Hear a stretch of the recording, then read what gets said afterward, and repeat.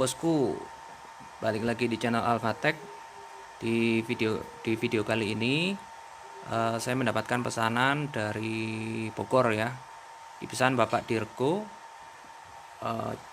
charger untuk keperluan ini ya, backup wifi. Jadi output yang dibutuhkan kurang lebih 50 ampere ya, sehingga kita gunakan dua di paralel untuk mendapatkan output 30 ampere. Jadi ini bahannya ratingnya sih 60 ampere, cuman pasti nggak real ya, jadi kita limit di 30 ampere masing-masing ya, kurang lebih segitu. Jadi sistemnya power supply ini dia akan mengisi baterai sampai dalam kondisi penuh, kemudian diteruskan ke alat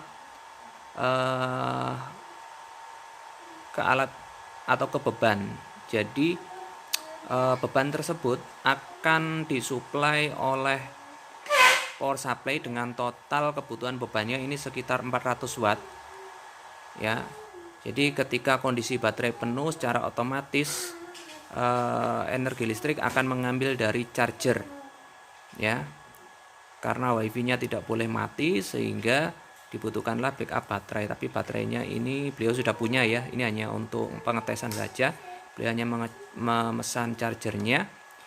Jadi dengan cara seperti ini, maka fungsinya seperti UPS DC.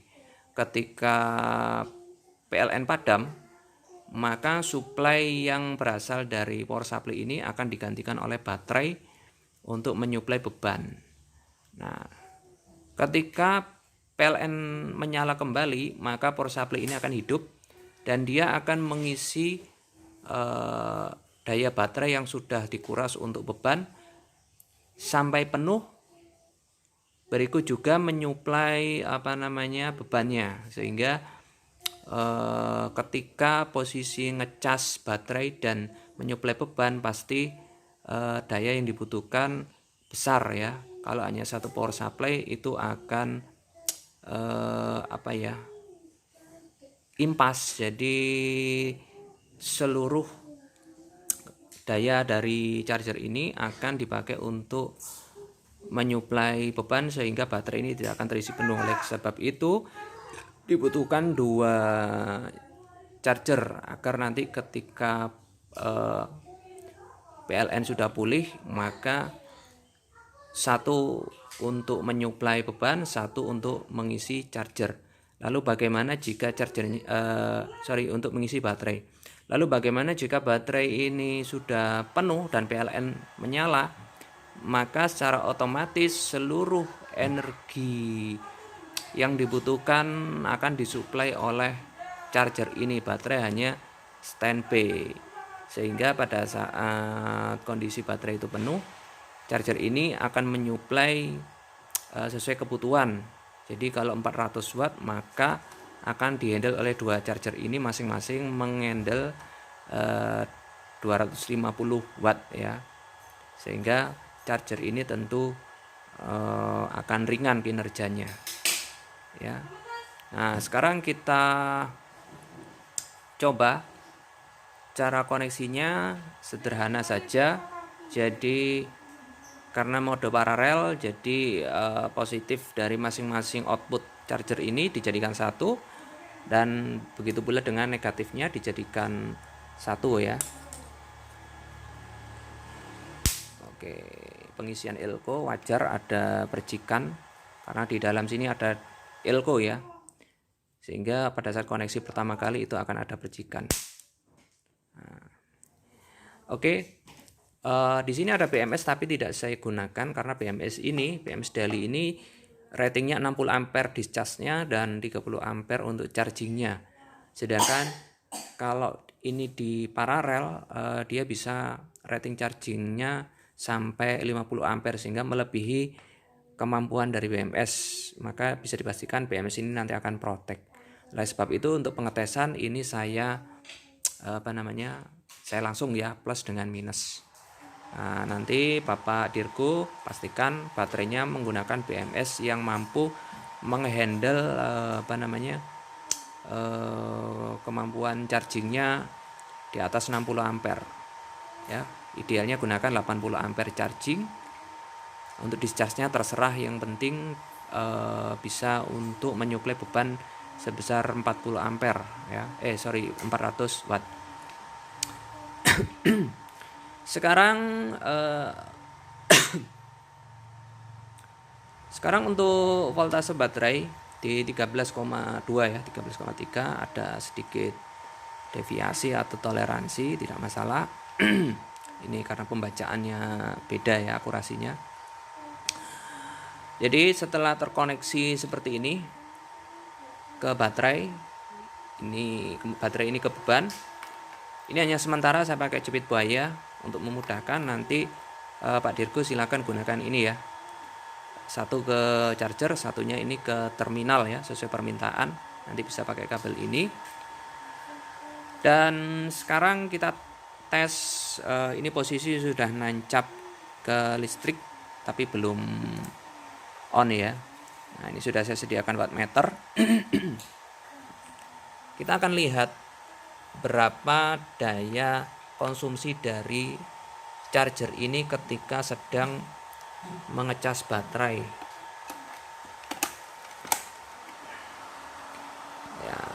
Daya ini ya 870 ya, 870 watt.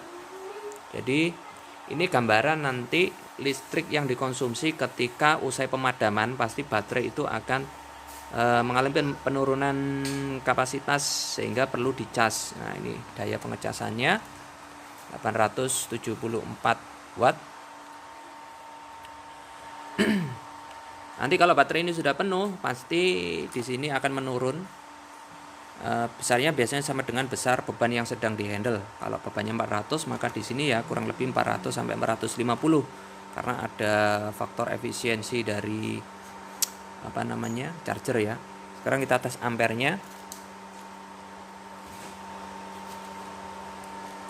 Kita gunakan tang ampere. Oke. Sudah 0. Kita lihat untuk ampere satu charger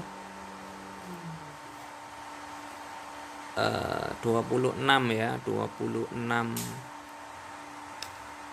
ampere.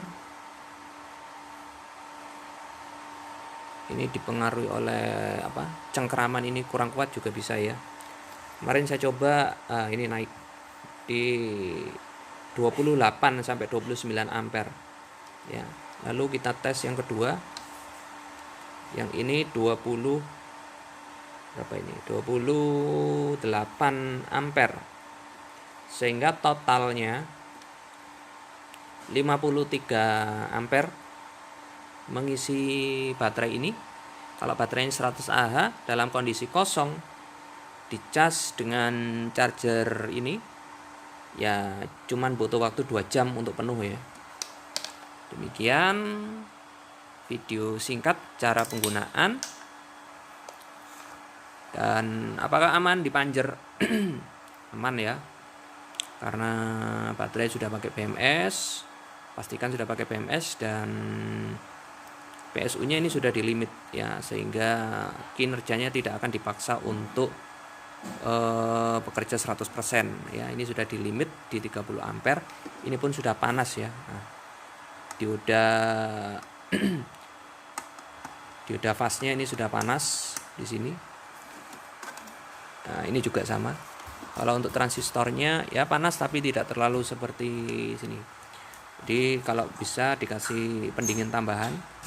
Tapi kalau tidak pun insya Allah aman karena sudah kita limit ya.